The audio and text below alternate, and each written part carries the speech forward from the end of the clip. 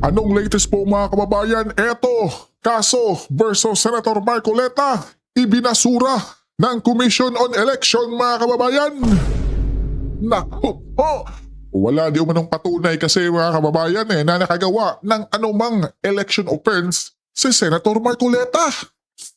Naku po, kaya itong si Pinky Lacson mga kababayan ay paniguradong iyak na. Pero bago po yan mga kababayan, pakinggan naman natin itong napakagandang mensahe ni Senator Marcoleta. Anya, makinig ka Pilipinas kung mahal. Eto, pakinggan natin kabayan. Alam po ninyo ngayon ang nangyari sa ating bansa. Nagkakagyera na po sa ibang panig ng daigdig. Dito sa bansang Korea, alam po ninyo, isang araw lang po ako nagtanong-tanong ako Alam po nila kung paano nila gagampanan ang tungkulin nila sa mamamayan nila. Hindi sila apektado sa supply ng langis. Hindi. Isang araw lang pero nakapag-adjust silang lahat. Alam po ninyo kung magkano na ang diesel sa ating bansa. Alam po ninyong lahat. 100 Hindi ko na sasabihin sa inyo. Halos lagpas na po ng 100, Senator Marcoleta. Pero yung ating mahal na Pangulo mga kababayan ay don't worry raw po. At saka si Auntie Claire mga kababayan, don't panic raw po. Pambihira. Kung magkano ang gasolina, alam po ninyo, hindi ko nasasabihin sa inyo. Wala silang plano. Nangyari ang problemang ito sa harap pa naman ng pagnanakaw sa kaban ng bayan. Kaya po lalo tayong nahihirapan. Hirap na hirap po tayo ngayon. Ang utang po natin ngayon, 18 trilyon na po. Hindi pa natatapos ang kanilang administration. 18 trilyon na po. Ang utang po natin ngayon, 18 trilyon na po. Totoo po yun. Talagang tinig ako sa lalamunan nilang lahat. Yes! Hindi po pwedeng hindi natin ilaban ang kapakanan ng bayan. Correct. Tingnan po ninyo ngayon ang nangyari sa ating bansa. Nagkakagyera na po sa ibang panig ng daigdig.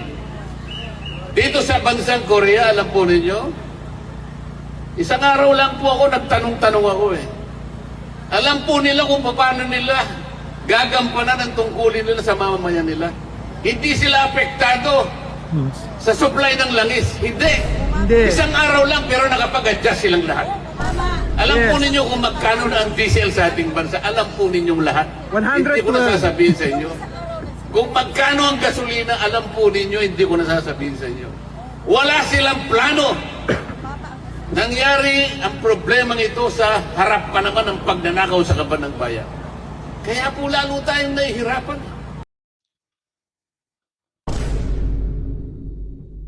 Pambihira talaga po mga kababayan, di ba? Buti pa si Senator Marcoleta, ramdam na ramdam niya mga kababayan. Pero yung ating tagapamahala ng ating bansa ay naku po, don't panic raw po. Wala pa raw pong crisis. Walang problema. No worries. Pambihira mga kababayan, no? Di ba? Mismo ng si Senator Marcoleta nagsasabi mga kababayan na yung ating pamahalaan ngayon ay wala talagang plano. Di ba kababayan? Ha? Ultimo pagpapauwi ng ating mga kababayang OFW dyan na naipit sa gitnang silangan ay di ba nakikisakay pa sa karating bansang eroplano mga kababayan, yung eroplano ng Singapore, di ba? Ang bihira talaga mga kababayan. Eto kabayan, pakinggan natin si Comelec George Comelec George Garcia mga kababayan ukol sa ibinasurang kaso ni Senator Marcoleta kabayan, which is nako good news to kabayan, di po ba? Dahil sa mga dyan, mga haters ni Senator Marcoleta na nagdadasal na yung resulta ng Comelec ay magpapataw sa kanya ng parusa ay naku po, hindi umayon mga kababayan. Absuelto po si Senator Marcoleta po mga kababayan. So sa mga haters dyan, putot nyo. Di ba po mga kababayan? Ito, pakinggan natin si Kamalik George Garcia. initiative sa kung ano yung mga isusulong ng mga batas pang national o kahit pang lokal ay amin po itong tatanggapin.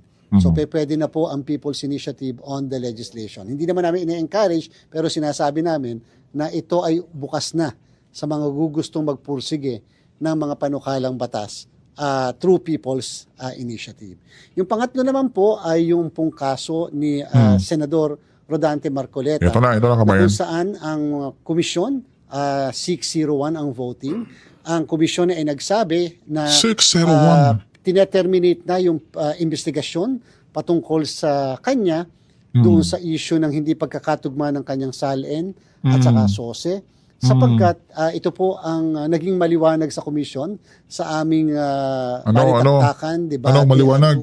usapin na ang akusasyon po sa kanya, motu proprio ng aming Political Finance and Affairs Department ay meron siyang hindi na ilagay, na isama sa kanyang SOSE, Statement of Contributions and Expenditure, na sinasabi ng, kahit sa social media, paano raw siya nagkaroon ng gagastusin samantalang walang nakareflect sa kanyang SALN. May ganon. So, yan ay inalam mabuti ng aming Political Finance and Affairs Department. Tapos, Nung pong siya ay sumagot, ang kanya pong kontensyon ay merong nagbigay sa kanya na 3 donors at yung 3 donors na ito ay nagbigay daw sa panahon naman na siya ay hindi pa kandidato. Nagbigay daw sila sa panahon na nag-file siya ng kanyang candidacy pero bago sumapit yung unang araw ng campaign period na at that time, noong 2028 ay February 11, 2025 ay February 11, 2025. Samantalang nagbigay daw sila on or before the end of December 2024. Sabi po niya, sa desisyon ng Korte Suprema sa kaso ng Piñera versus Comelec ay hindi pa kandidatong ganap ang isang nag-file ng Certificate of Candidacy dahil mas maaga talaga ang filing sa isang automated election pero kandidato lamang sa unang araw ng campaign period. Yan ay 70 araw sa national position at 45 araw sa local na posisyon. Ang determinasyon po ng PIFAD na sinang-ayunan ng Commission NBank ay number 1, talaga pong sadya sa ating pong umiiral na Omnibus Election Code na 1985. Kapag ka ang isang kandidato ay hindi naglabas o hindi nagsulat o hindi lahat nilagay yung dapat na hinihinging dapat nakalagay sa SOSE, yan po ay punishable. Yan po ay isang election offense. Yan po ang nakalagay sa Section 109 ng Omnibus Election Code na dapat ilalagay lahat yung mga dapat na hinihingi ng form ng SOSE. Ngayon po, ang sabi rin po ng Omnibus Election Code, Section 262, ito ay isang kasong kriminal, ito ay isang election offense na may kulong na 1 hanggang 6 na taon. So yung po ang inalam ni PIFPAD namin, yung Political Finance and Affairs Department, sa Jabang, meron siyang criminal liability or pwedeng kasuhan siya ng election offense dahil dyan. Sa pag-research po, at malalim na pagtingin dito sa naging kasong ito, naalaman po na meron pala tayong isang batas, Republic Act 7166. Yung pong Republic Act 7166, more or less 2007 po yan, yan po ay nagpo-provide ng tinatawag na synchronization of election. At yung pong synchronization of election na yan, Republic Act 7166, na naipasa ng Kongreso at naging batas, meron po siyang provision Section 14. Nire-reiterate sa Section 14 ang pagpa-file ng SOSE ng lahat ng kandidato. Ngayon po, ang pinaka-importante ay yung Section 39 ng mismong Republic Act 7166, yung batas na binabanggit natin. Lumalabas doon, yung po pala ay ang title noon, repealing clause. Ano pong ibig sabihin? Ito ay isang probisyon ng isang batas na meron siyang mga binabago sa mga nakaraang batas na umiiral patungkol sa parehas na issue or subject matter. Isa po sa binabagong probisyon o nire-repeal, binabaliwala, ay yung pong Section 109 ng Omnibus Election Code. Na ibig sabihin, na ito po'y binabaliwala na nangangahulugan, dinidecriminalize ang ibig sabihin. Hindi na siya ginagawang kasong kriminal. Kaya kung ang isang kandidato, base doon sa batas na ito, na Republic Act 7166 ay hindi nagdetalye ng dapat idetalye na nire-require sa kanya ng Section 109 ay hindi na siya liable criminally. Maaaring may liability civil, yung kalimitan ng civil, yung mga pagbabayad ng fine, o kaya pwedeng ideklara na hindi as if hindi nag-file ng SOSE. Pero sa ating pong batas, kapag hindi ka lang nag-file ng SOSE, hindi po ito kasong kriminal, ito po ay administrative at pwede lang pagbayarin ng depende sa 5,000, minsan 20,000, depende sa posisyon ng mismong involved na respondent. So, lumalabas po yung mismong probisyon na nagmamandato at may parusa na 1 hanggang 6 taon ay nabaliwala na. Yan po ngayon ay hindi na kasong kriminal. Ngayon po, sabi rin po ng halos lahat ng miyembro ng komisyon ay yung pong 3 na nagbigay ng donasyon ay dapat kasuhan sa Law Department ng COMELEC ng kasong criminal or election offense sapagkat yung pong pagkaka-repeal o pagkakabaliwala o yung pagiging decriminalize nung mismong hindi pagre-report ng tama ay hindi applicable sa mga nag-donate. Ito po ay applicable lamang sa mga kandidato. So sabi po ng PIFAD na nirekomenda sa NBank, dapat kasuhan yung 3 sa Law Department ng Komisyon upang magkaroon ng formal na preliminary investigation. Yun naman po rin ay sinang-ayunan ng Commission NBank at therefore maaaring i-file na rin po yung kaso dyan sa Law Department natin. At yan naman po yung magkakaroon pa rin ng proseso, may due process na tinatawag, sapagkat yung Law Department ng COMELEC ay parang magiging piskalya. Magde-determine kung talaga bang may probable cause o talagang dapat kasuhan yung mga nabanggit na individual ng kasong election offense sa ating regional trial court. Pagkatapos yun ay madala muli sa Commission NBank kung sasang-ayunan namin o hindi yung naging pasya ng Law Department later. Ang inyo pong lingkod ay hindi po nag-participate dahil po yung nag-inhibit as early as November of 2025. Hindi naman po lingid sa kaalaman ng lahat yung mga alingas-ngas na nangyari sa akin at yung pong ating respondent noong mga pangyayari mga 1 taon na mahigit ang nakalilipas na nagkaroon ng matinding balitaktakan kami. Ayaw po natin na maimpluwensyahan, maapektuhan ang disposisyon ng komisyon dahil sa baka sabihin ay gumaganti, may sama ng loob or whatever. Ayaw po natin, ang gusto natin maging fair ang magiging desisyon ng komisyon at hindi ito mahahaluan. Ganun ang chairman pa ang na-involve doon sa mismong balitaktakan na yon. So para po ito'y maging maayos ay minarapat po natin na hindi mag-participate dito sa Commission NBank resolution na ito. Attorney John Rex, magandang hapon po. Magandang hapon po, Sir Jen, Sir Nelson, at sa lahat po ng taga-subaybay ng ating Net25. Magandang hapon po. Opo, ay mukhang nagpalabas na po kayo ng desisyon ukol dito sa issue at kaso na kinakaharap po si Senador Dante Marcoleta. Sa inyo na nga po manggaling, Attorney. Ano ho ba naging desisyon ng ANBANG? Tama po, kaninang tanghali nga po ay tuluyan na po nailabas ng Commission NBank ang kanilang desisyon sa rekomendasyon po na doon sa ginawang fact-finding investigation. Linawin ko lang po, dito po sa nababanggit nating usapin, wala pong kaso si Senator Marcoleta dito. Ang ginawa po ng COMELEC dito ay Okay, malinaw na yan mga kababayan ha. Walang kaso si Senator Marcoleta. Hindi po ba mga kababayan?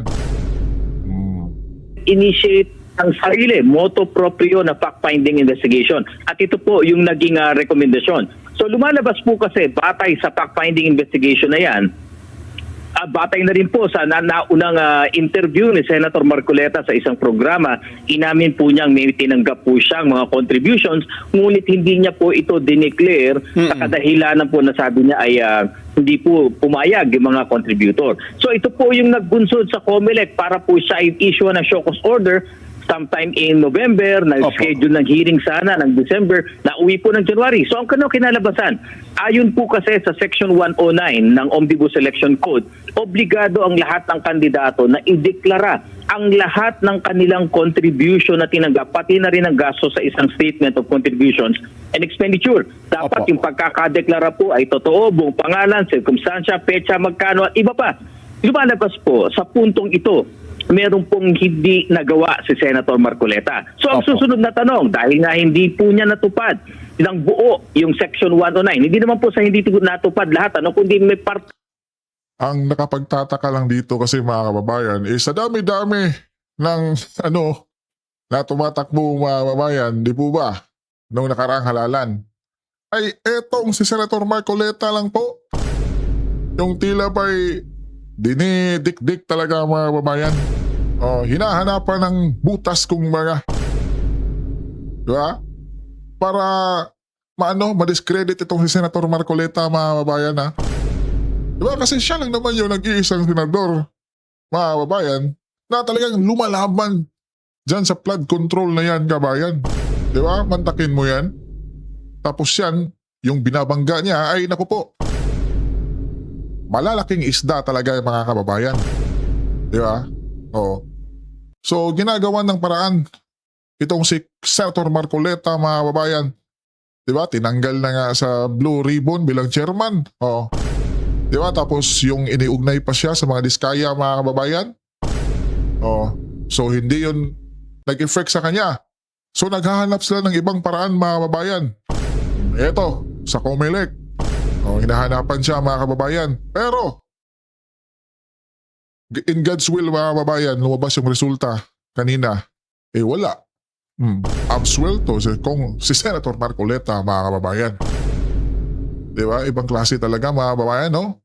Na yung isang tao, pag ang daming nagmamahal at nagdarasal sa kanya, ay talagang, diba? Mga kababayan, kahit anong gawin ng kalaban ay gagawa at gagawa talaga ang Panginoong may kapal ng good thing na si Senator Marcoleta, mga kababayan, ay absuelto.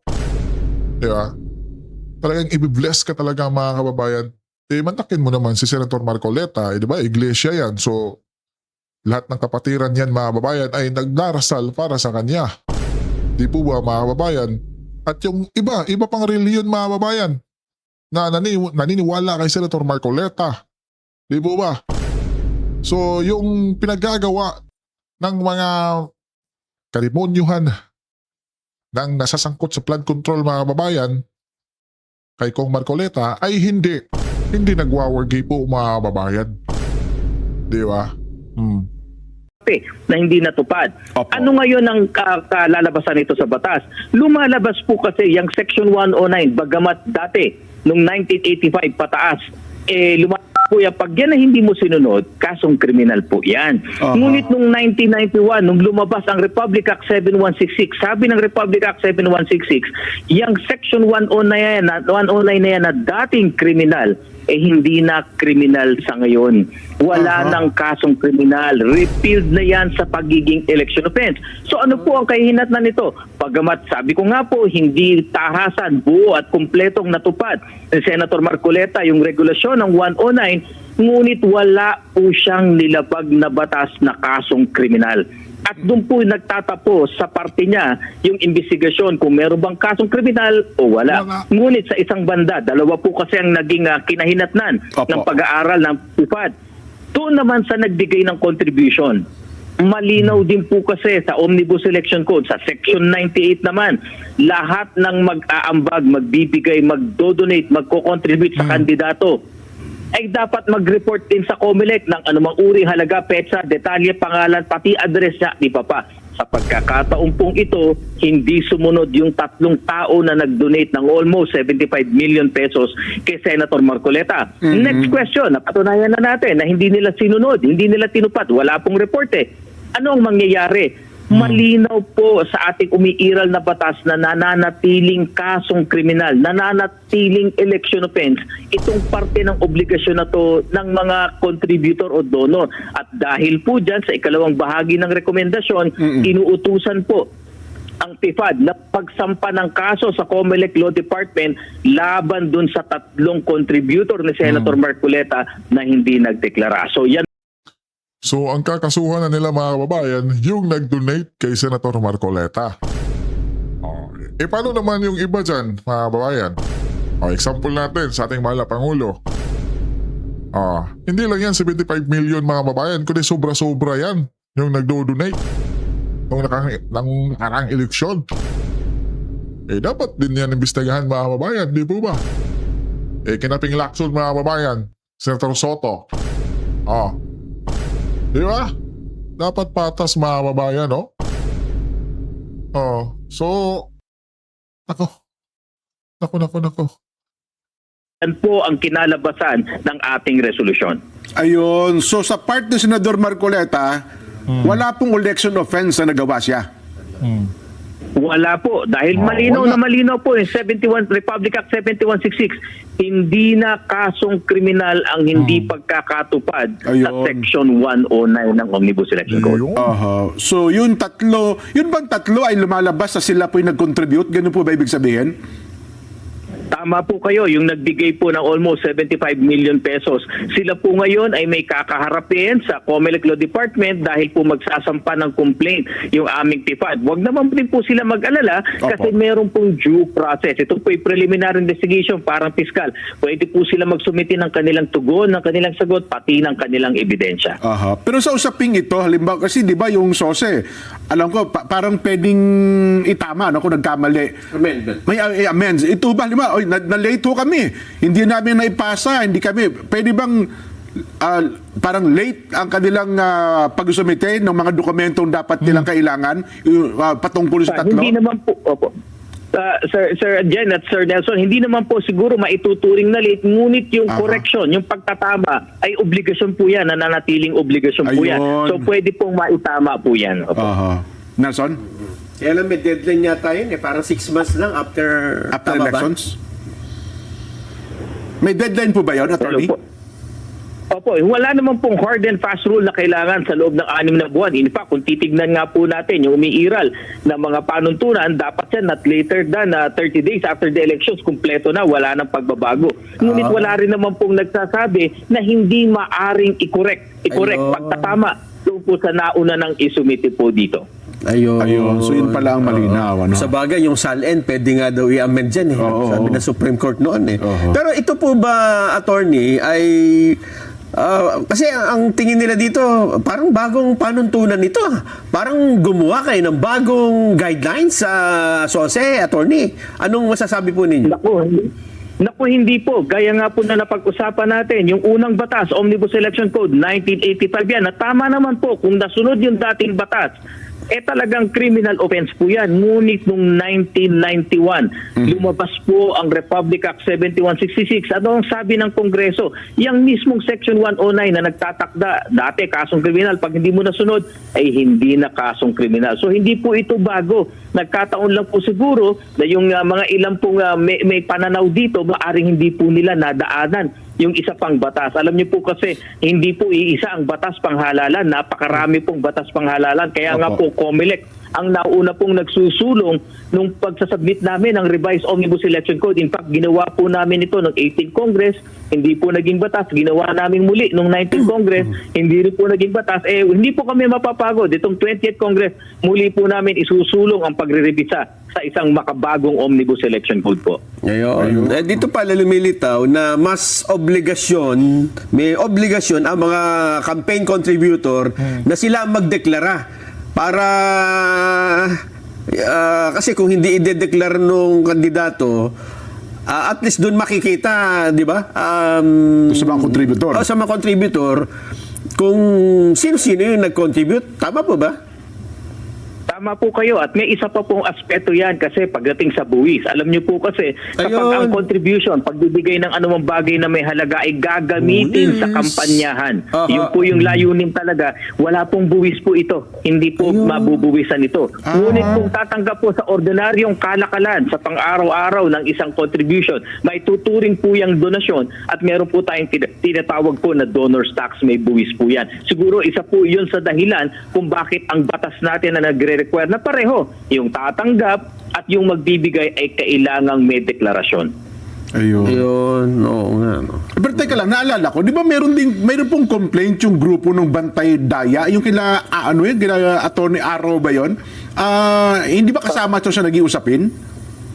Ay, hindi po. Dahil po ito po ay kaka-endorso pa lamang ng ating Office of the Ombudsman. Ito naman po ay diretsong kasong kriminal.